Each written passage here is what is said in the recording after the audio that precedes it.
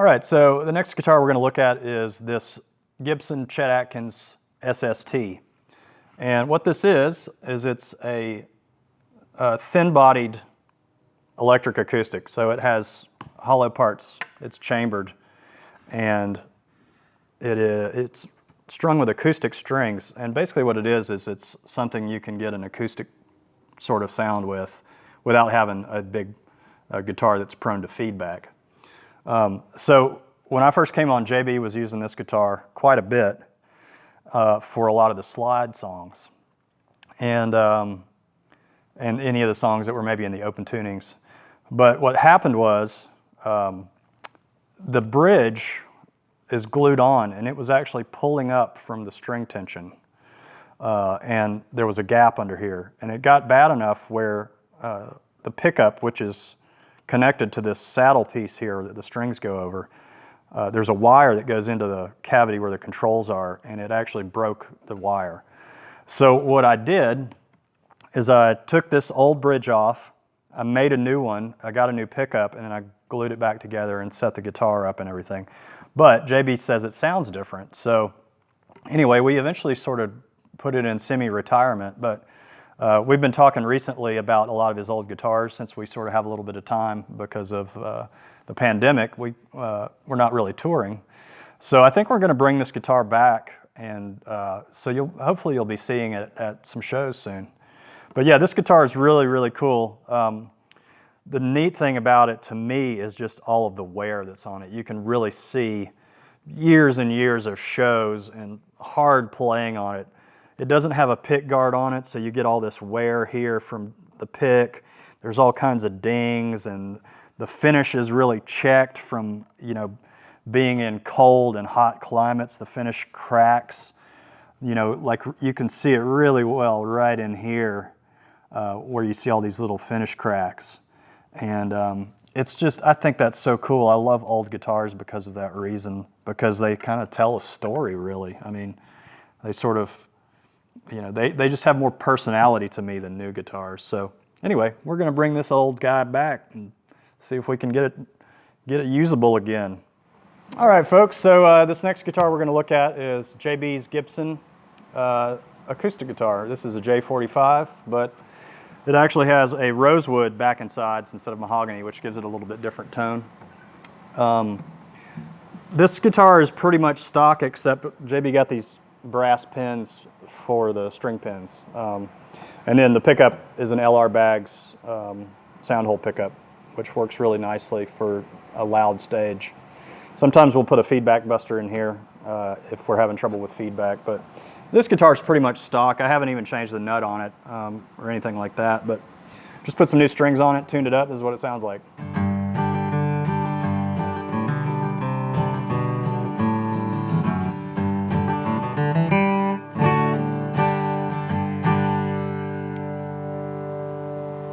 So yeah, it sounds nice and warm. JB typically goes for more of a warmer sound with his electrics as well as his acoustics. Yeah, but this is his main guitar that we use for anything that we would use an acoustic for. Obviously the wood tour stuff where we play acoustics, and we'd also use this for the first set of the New Year's shows on New Year's Eve, where the band sits down, plays semi-acoustic. JB usually uses this, at least in the last few years.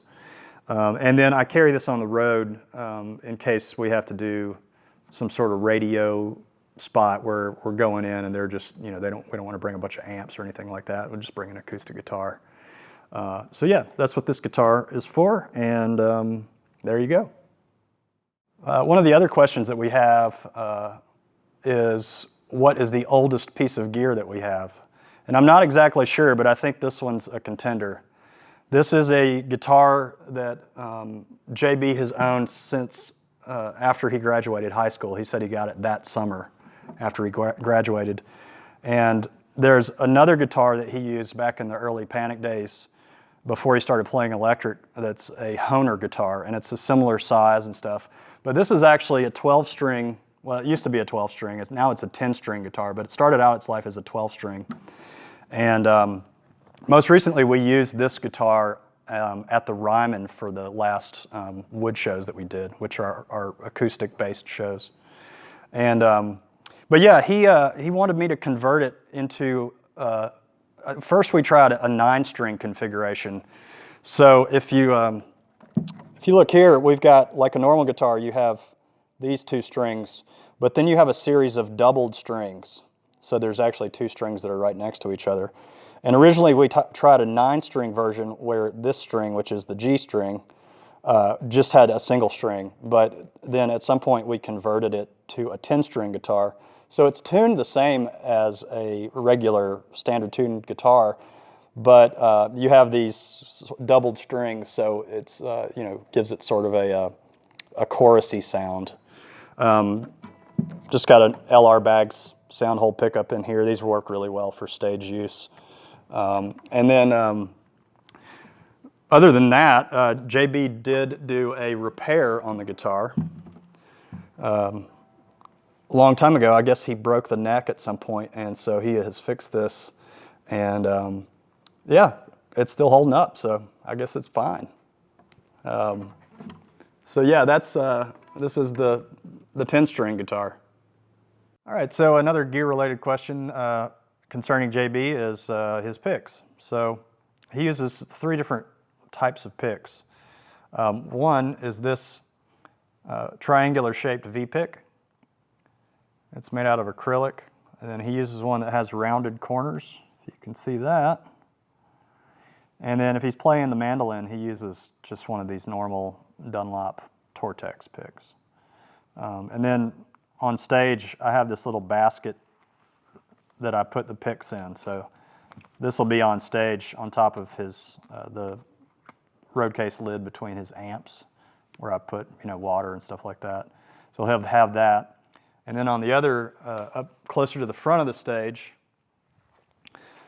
on his mic stand, he's got this little pick holder that I put in one of each of those picks, and then there's always a slide here. So if he needs a slide and he doesn't want to go back to his amp, then he can just grab this one off the stage. So if he does, in between sets, if he grabs it and takes it with him, I'll just put another one on there in between sets. So he's always got what he needs right in front of him.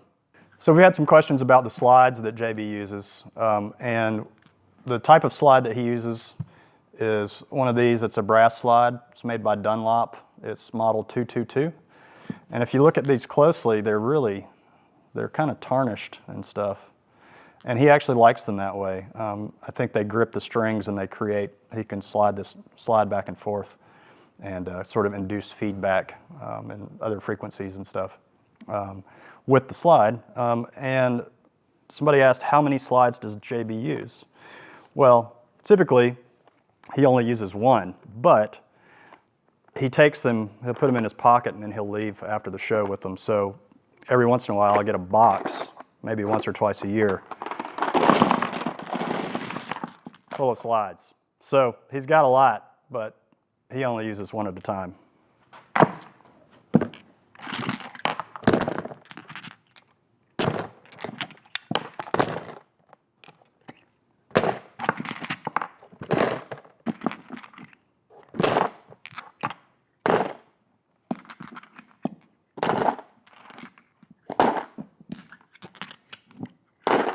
Bye now. All right, thanks everybody for watching our gear video. But the real reason we're doing these videos is because we want to let you know about a charity called Feeding America. Feeding America is a national network of 200 food banks and 60,000 food pantries and meal programs dedicated to fighting hunger in the United States. For over 40 years, Feeding America has responded to the needs of people struggling with food insecurity. If you are able, we would ask you to donate to this organization that does so much good work in communities across this country. A link to Feeding America is in the description below this video. Thank you, and be well.